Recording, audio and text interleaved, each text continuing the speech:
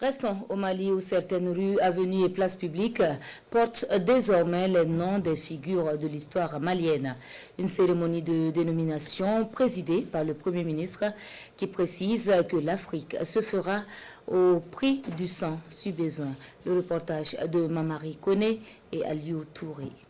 C'est la désormais ancienne place de la CEDEAO, devenue à partir de ce mardi 24 décembre 2024, la place de la Confédération des États du Sahel que s'est déroulée cette cérémonie de baptême des voix, place et établissement public dans le district de Bamako.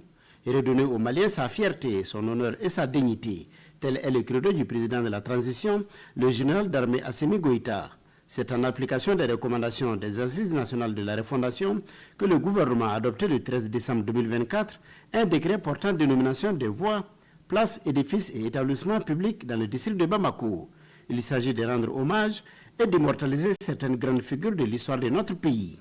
La République du Mali, berceau de vastes et puissants empires et royaumes, est l'héritière d'une civilisation millénaire riche et rayonnante. Notre histoire est jalonnée d'actes héroïques et de bravoure incarnés par des rois, empereurs, guerriers, soldats ainsi que les figures emblématiques de la politique, de la culture, des sciences, des arts et des lettres. Cette brillante histoire a souvent été éclipsée par les manœuvres d'effacement de la mémoire des peuples colonisés. Force est de reconnaître que d'innombrables figures demeurent encore enfouies dans les méandres de la mémoire collective. Les questions mémorielles jouent un rôle crucial dans la formation citoyenne. Le Premier ministre a salué le ministre en charge de la culture et la Commission nationale des baptêmes pour la qualité du travail abattu. En attribuant ces noms, nous ne rendons pas seulement hommage aux illustres figures de notre passé, nous construisons un socle pour les générations futures. Ces noms doivent être des sources d'inspiration et de références éducatives pour nos enfants et notre jeunesse.